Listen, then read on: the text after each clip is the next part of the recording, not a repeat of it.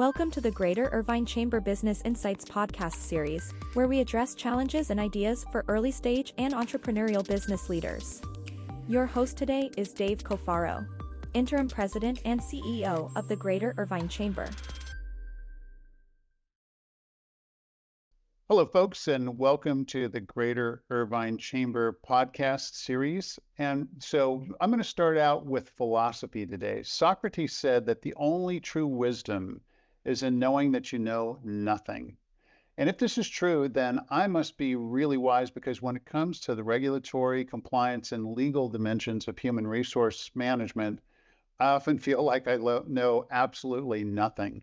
Here's what I mean. So far this year, and we're just at the midpoint of the year, there are 11 new federal employment laws or law changes, plus 9 more in California that impact our workplaces. So that doesn't include anything that's city-specific or county-specific. This is sort of only on the regulatory front, but there's a lot more that's continually changing in the HR arena. So for me, this raises the question, how can business owners and managers navigate this continually changing human resource landscape? It's dynamic, it's always in motion. So to help answer the question and a whole lot more, today we're joined by Murphy Megonigal, and he's the president of KTimeHR based here in Irvine. And KTimeHR provides human resource consulting, employment law compliance, payroll and timekeeping, employee benefits, and an array of business insurance products. So Murphy, first of all, thanks so much for being with us. Thank you, Dave. I appreciate you letting me join you this morning. Glad to have you. So let's start out with what can feel like a really complex web of employment laws and regulations and requirements that every business owner and manager faces. Is there a framework or some kind of a rubric to help managers organize the HR part of their world? Absolutely. Navigating the complex web of employment laws can be, especially daunting in California, where regulations can be particularly stringent. One effective framework is really to break down the HR responsibilities into several key areas. You've got compliance, payroll and HR, talent management, employee relations, compensation and benefits, and training and development. For each area, you really need to establish clear policies and procedures, maintain up-to-date documentation, and regularly review your compliance checklists. Additionally, leveraging HR management software can help tremendously to streamline these processes and really ensure that just nothing falls through the cracks. Regular training, staying informed through reliable HR resources or professional organizations are also crucial. You really need to have clear ownership of these different areas and what resources that your team can lean on for support.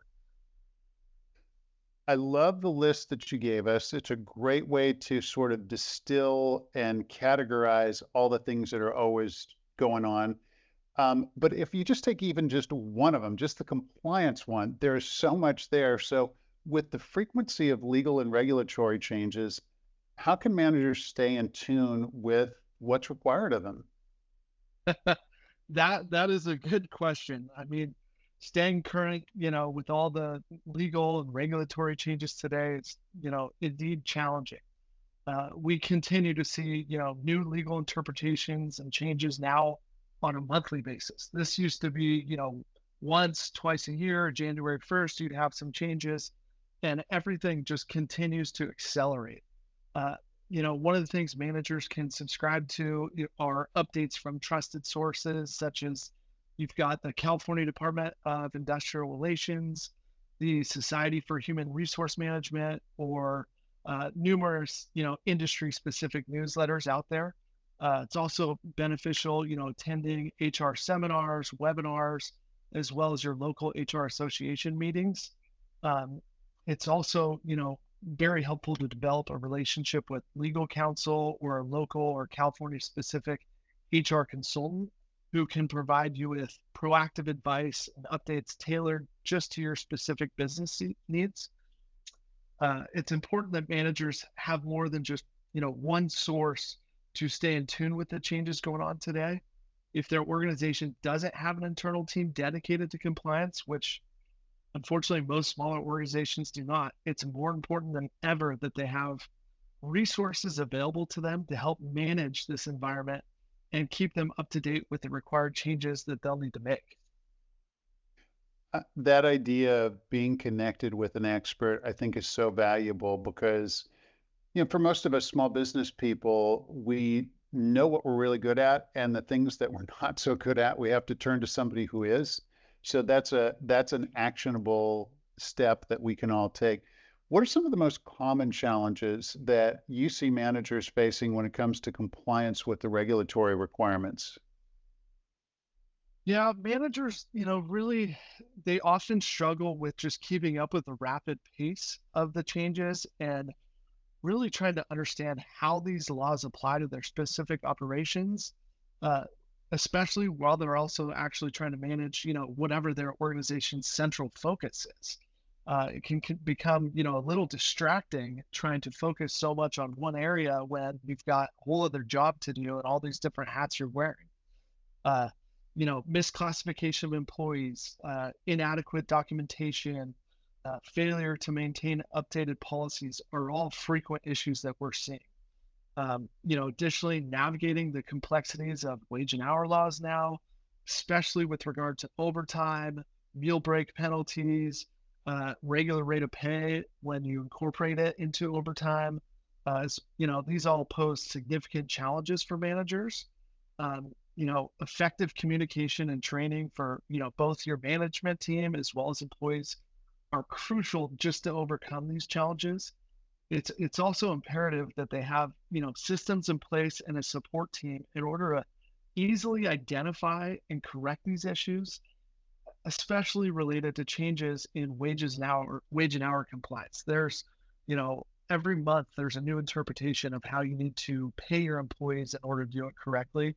So just, they need really good reporting and a support team, experts to help guide them, just so that they have time to balance everything, correctly and efficiently. Going back to kind of where you started with that comment, Murphy, it triggered something. As a business owner, as a manager, it seems like one of the most important things I can focus on is what's the strategy of my company and what are the roles that I need? And then making sure those roles are defined properly so I don't miscategorize someone, put them in a job description that's really not the right one, and making sure, from my perspective, that everything aligns with the goals of the business, the strategy of the business. I know for a fact that's something that often gets disconnected. You bring somebody in because it's somebody you like, you think they'll be really good in the company, you put them in a job title, but it's not necessarily the right fit. So it just triggered it when you said that. Somewhat related to the last question, what are some of the frequent errors that you see managers make when it comes to employment law compliance? So we were talking about regs, but I'm talking about the legal entity or legal area now. Yeah, I mean, we tend to see it all being, given our industry, but some of the most common ones that we come across are, misclassifying employees as, independent contractors. We've seen a lot of people say, oh, well, I'll just pay them as a 1099. And really in California, it's really hard to do that. So we see that as a, huge issue from a, employment law compliance. We're constantly seeing, errors in regards to paying overtime correctly and how they're calculating it. Um, a lot of companies are still, having issues and errors and neglecting to provide, the required meal and rest breaks for their employees and tracking it accurately, or not even, accurately tracking their records of how their hours are worked.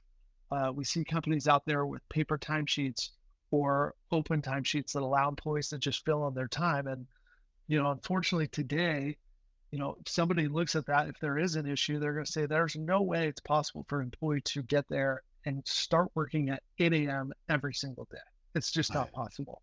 So records like that, we see that those are, frequent errors that we see. They don't have the systems in place to help them accurately capture that information or calculate it.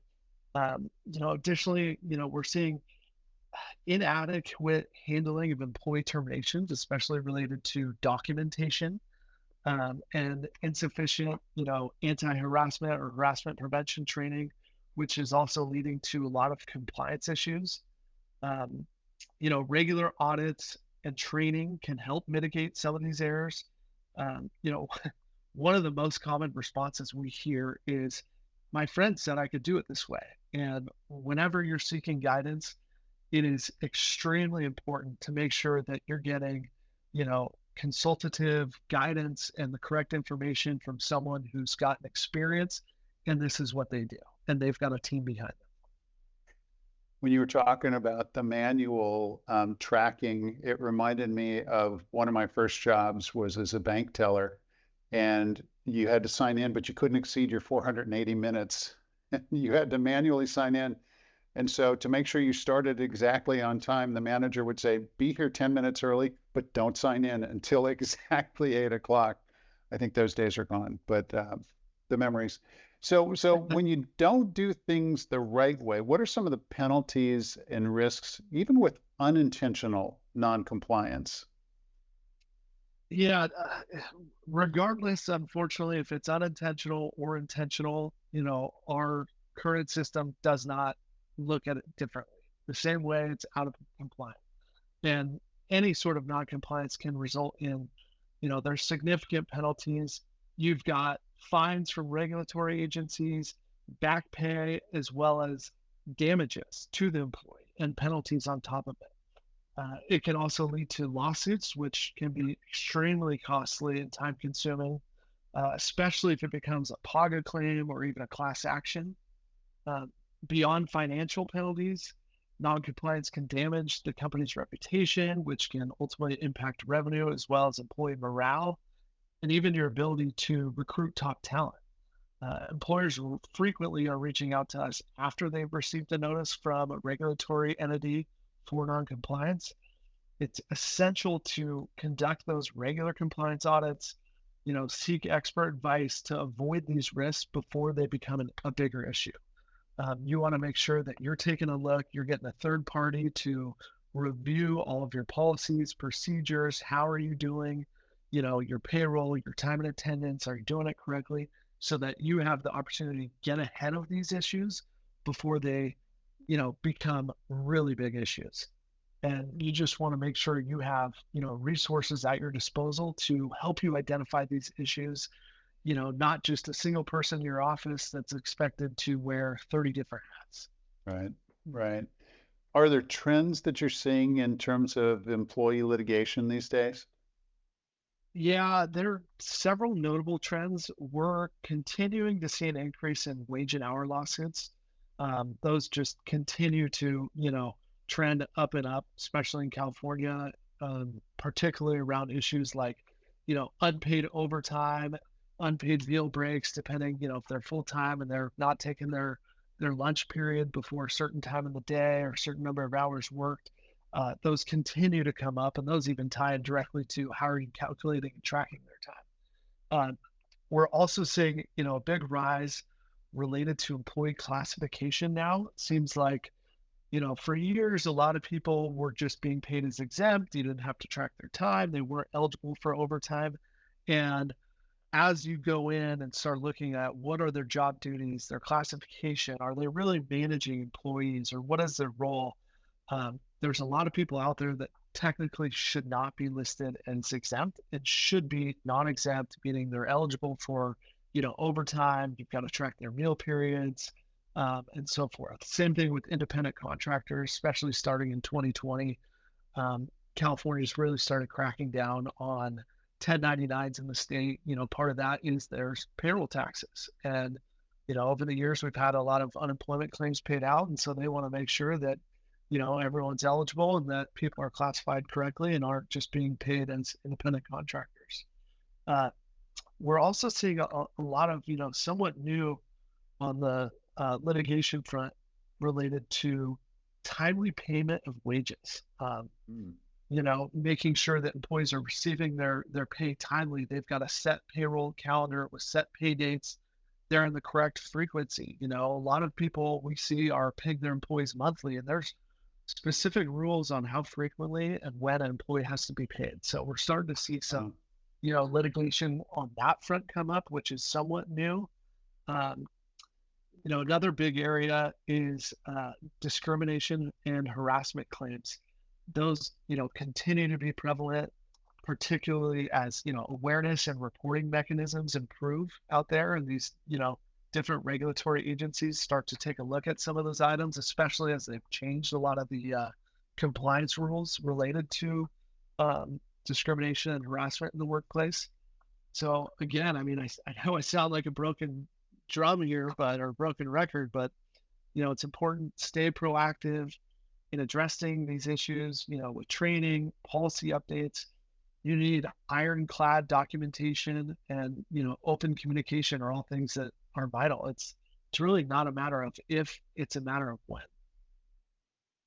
To your point, I think prevention is so important. And that's all the things that you talked about, having the policies and procedures in place, following them, sticking to them, doing all you can to prevent litigation. We want our members to be as proactive and preemptive as they can be, just to keep themselves out of those kinds of challenges. That's not good for anyone.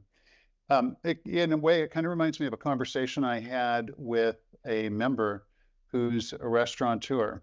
And the conversation was, he said, I'm a chef. I'm really good at creating recipes and creating menus.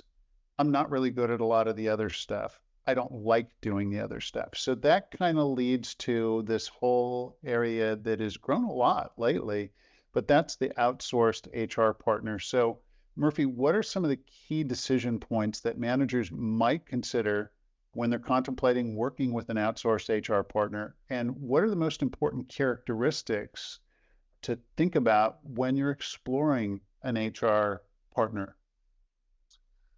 Yeah. So, when you're considering an outsourced HR partner, managers really, they want to evaluate the specific needs of their organization and the areas where they think they, require the most support. These key decision points include the expertise of the HR partner in relevant legal compliance, specifically in California law, the scalability of their services, the technology they use, as well as their ability to customize their services specifically for your organization. There's not a one size fits all approach. So you want a partner that can really tailor it to what your needs are, what your objectives, what your industry is. The needs of an organization with 10 employees is going to change drastically compared to the needs of an organization with, say, 500 employees. So they'll want to make sure they have a partner that can adapt with them as their organization evolves and scales. Cost is also, obviously a very important consideration, but it also needs to be weighed against the potential benefits and risk mitigation outsourcing can provide. Employers need to look for an HR partner with a deep understanding of their industry, as well as a proven track record of compliance and service excellence. They should offer a comprehensive suite of services, including payroll, benefits administration, compliance management, and that's on a local, state, and federal level. Strong communication skills are, really important, as well as responsiveness and a consultative approach. They'll really want a partner who knows and understands their business, that they have consistent access to, not just, an 800 call center with canned responses who doesn't really know who they are, what they do. And they really want to make sure that they are using up-to-date technology to manage their HR processes efficiently as well as securely. That's a long list. It's a great list. And it kind of reminds me of the whole concept of strengths finders, if you're familiar with the Gallup work. And the idea behind strengths finders is that everyone has their set of strengths, the things that they're best at. And the things that are sort of at the bottom of the list that are really not strengths, no matter how hard you work on them, you probably won't get great at them. The thing I think about as a business person is, could I ever put in enough time to be an expert at all those areas that you just discussed? And the answer is probably not. And if I did that, how much time am I taking away from what I bring to my company? So that list to me is very powerful, Murphy, because it just helps business managers, business owners ask the question, what do we want our company to be great at? And then for those things that may be outside of the scope of that, where can we partner with somebody who's great at it? So very well said. So in closing, what one piece of advice would you share with our listeners to just help make the regulatory and compliance areas of their businesses work a little bit better? Yeah, my one piece of advice would be to really cultivate a proactive compliance culture within your organization. This means regularly training your staff, staying informed about legal changes, conducting periodic audits, and really fostering that open communication between your different teams and departments. They need to invest in a robust HR system and really just seek professional guidance. These are all things that can really, significantly streamline your compliance efforts and really mitigate that risk. Perfect. A great way to wrap it up. Murphy Megonigal, KTimeHR, thank you so much for being our guest today. Appreciate the insights that you shared. Folks, thank you very much for joining us today. Have a great rest of your day. Thank you for joining us for the Greater Irvine Chamber Business Insights podcast. To stay informed about upcoming podcasts and other important business news, please subscribe to our channel or check the Greater Irvine Chamber website.